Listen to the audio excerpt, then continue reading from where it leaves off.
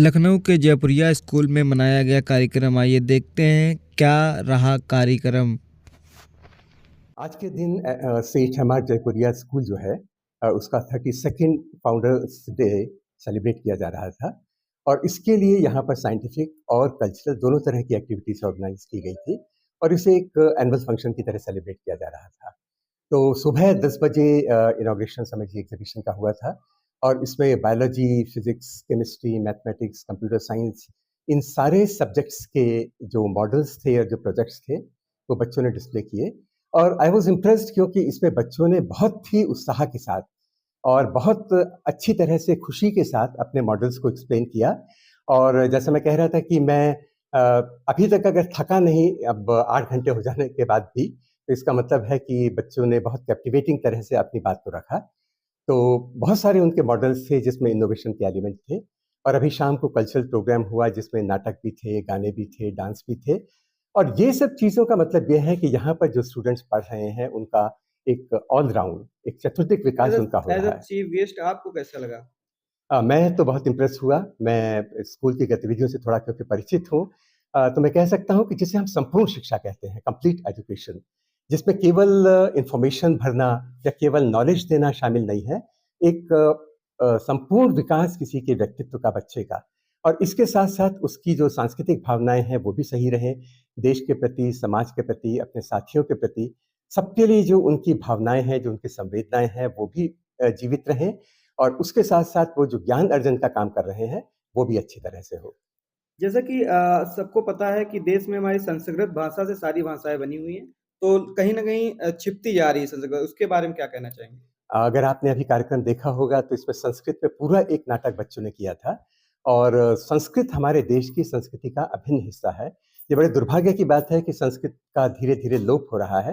तो मुझे लगता है कि जैसा सेठ हमारा जयपुरिया स्कूल प्रयास कर रहा है, संस्कृत को जीवित रखना है, आगे बढ़ाना है। इसमें हमारे बहुत सारी ऐसी संस्कृति के अंश हैं जो हमारी धरोहर है और उनको बचाया जाना चाहिए।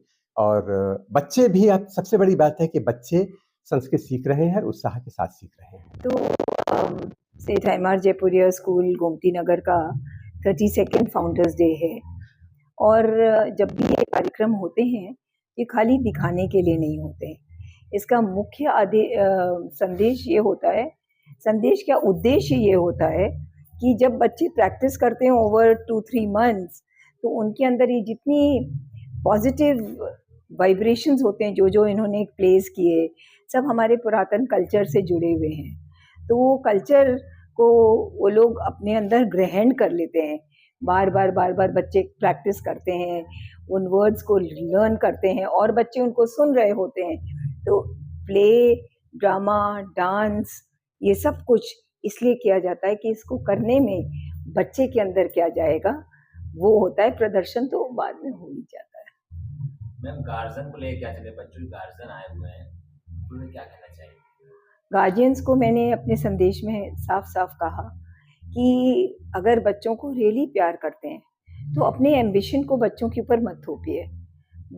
हर बच्चा एक पुष्प की तरह, एक कली की तरह है। अब एक गुलाब की जैसे अगर एक बुश देखें आप, उसमें कई कलियाँ हैं। वो हर कली अपने टाइम पर खिलेगी। अगर आप उसे ज़बरदस्ती खिलाने की कोशिश करेंगे, तो वो मुरझा जाएगी और ख़त्म हो जाएगी। इसी ढंग से बच्चे जो हैं, हर बच्चा यूनिक है और हर बच्चे का rate of growth, rate of flowering, blossoming is different and let them blossom eight their own speed. अगर उनको ब्लॉसम करने के लिए एक्चुअली क्या चाहिए? उनको प्रेम चाहिए। लव जैसा और कोई संदेश पेरेंट्स को देने की ज़रूरत ही नहीं है। हर बच्चा, जैसे आप देखिए आपके घर में भी बच्चे हैं, जब बच्चा घर के अंदर आता है, तो एकदम से आपको एक एहसास होता है स्वतः जॉय का, एकदम से खुशी, आनंद कैसे स्वतः आती है? कोई रीज़न नहीं होता है और रीज़न मैं बताऊँ क्यों होता है? बच्चे जो हैं अपनी आत्मा से स्पॉन्टेनियस स्वतः जुड़े हुए हैं। उनको जुड़ने के लिए कुछ करने की ज़रूरत नहीं, वो अपनी आत्मा से जुड़े हैं। पर जब पेरेंट्स उन बच्चों के साथ में प्रेम का व्यवहार करते हैं, उनके सामने खाली प्रेम, सुंदरता, सत्यम, शिवम, सुंदरम उनको उनके चारों तरफ एटमॉस्फेयर में होता है, तो वो उनका ब्लॉसमिंग बहुत सुंदर होता है। वो पुष्पित होते हैं, पल्लवित होते हैं।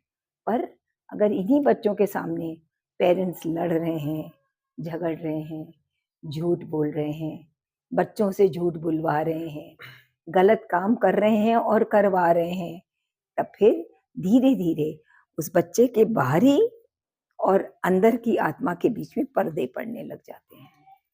तो वो काम पेरेंट्स ना करें। यही आइंस्टाइन ने एक बार कहा था, अपनी बेटी को चिट्ठी में लिख के दिया था कि जीवन में सबसे पावरफुल क्या है, वो है लव। और लव का अगर मैं बॉम्ब बना सकता तो मैं लव का बॉम्ब बनाता और वो बॉम्ब जगह जगह फोड़ता जिससे कि लव फैले। तो बस उस लव को फैलाइए अपने बच्चों के एटमॉस्फेयर में और अपने परिवार में।